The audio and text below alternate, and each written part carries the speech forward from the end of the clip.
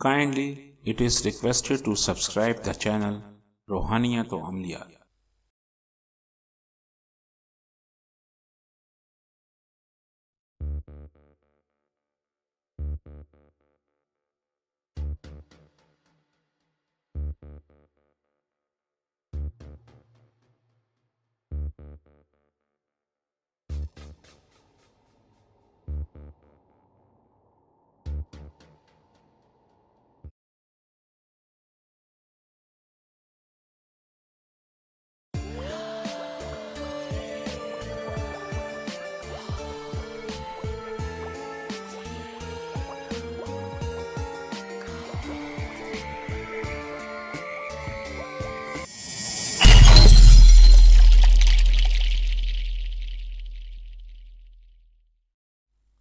أعوذ بالله من الشيطان الرجيم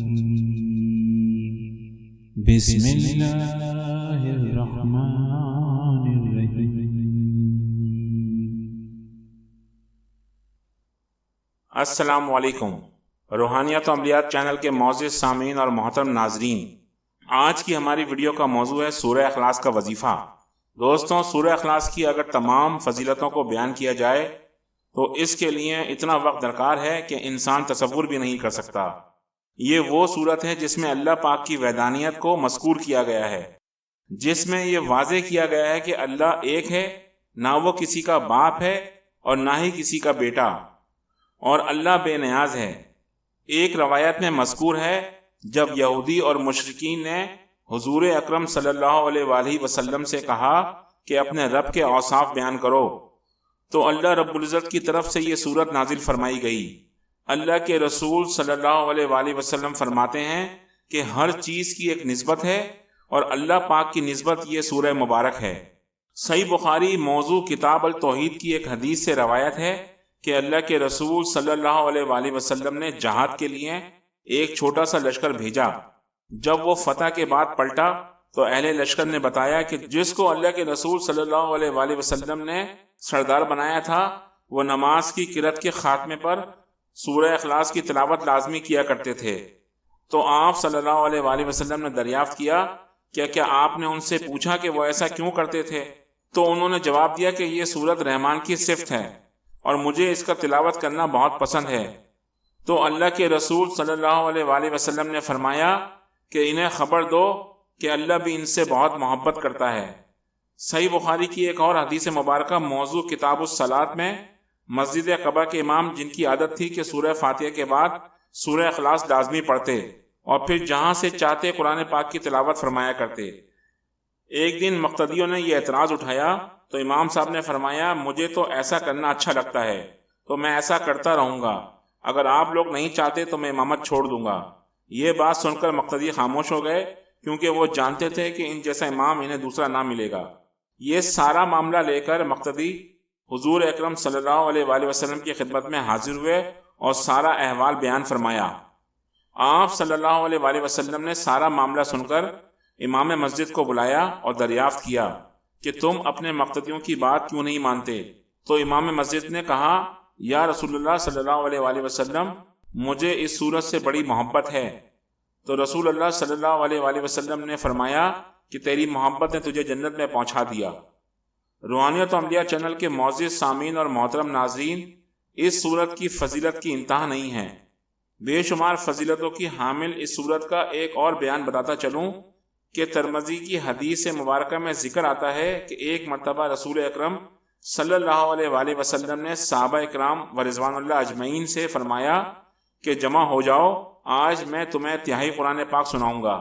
تمام صحابہ اکرام اجمعین جمع ہو گئے تو آپ صلی اللہ علیہ وآلہ وسلم تشریف لائے اور سورہ اخلاص کی تلاوت فرمائی، اس کی کچھ تفسیر بیان فرمائی اور واپس رخصت ہو گئے.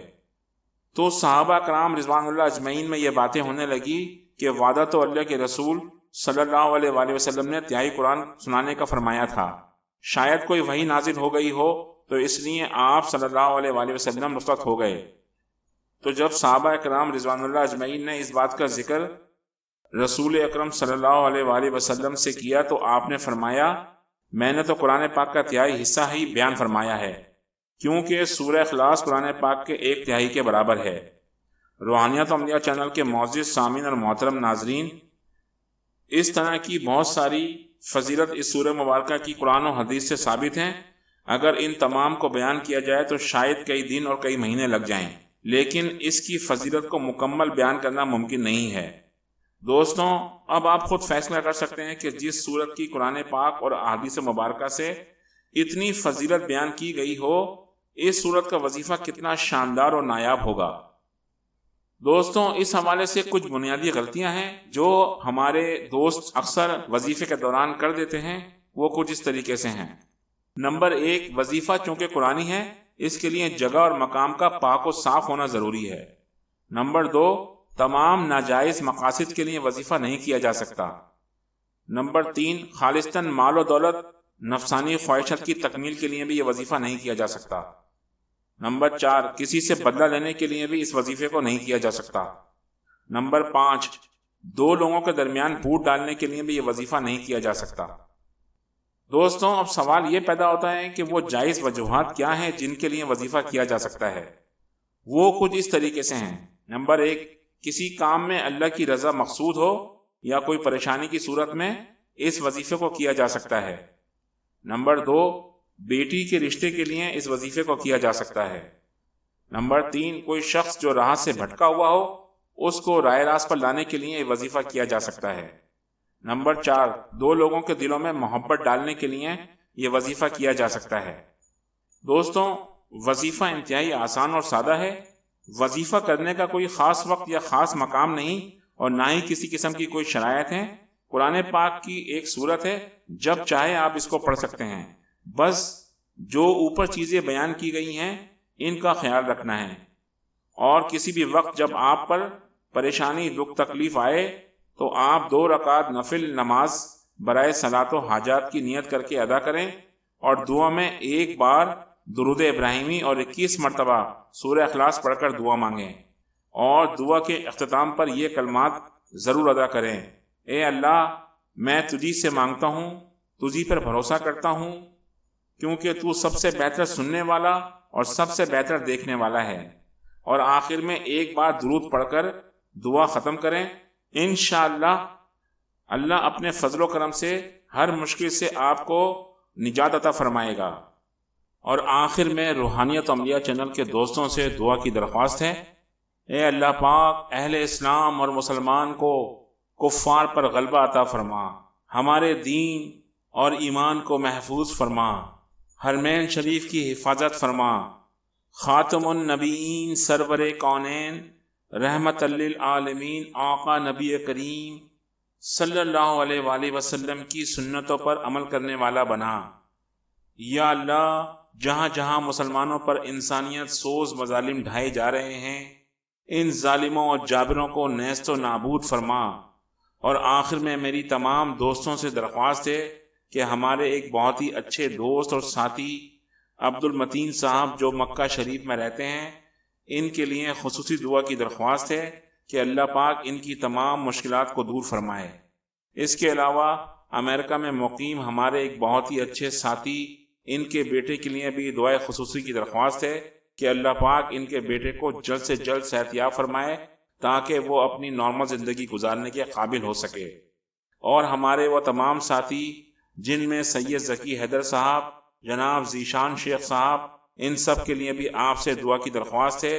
اس کے علاوہ چینل پر تمام جتنے بھی لوگ ہیں پریشان ہیں، ان کے لیے بھی آپ سب لوگوں سے دعا کی درخواست ہے۔ اللہ پاک ہم سب کو صبر کی تلقین عطا فرمائے اور ہماری تمام جائز حاجات کو پورا فرمائے، آمین ثم آمین۔ دوستوں، یہ تھا سورہ اخلاص کا وہ شاندار اور نایاب وظیفہ جو میں نے آپ کو اس ویڈیو میں بتا دیا ہے۔ انشاءاللہ تعالی اگلی ویڈیو میں آپ سے ملاقات ہوگی۔ اللہ آپ کا حامی و ناصر ہو۔ اللہ حافظ۔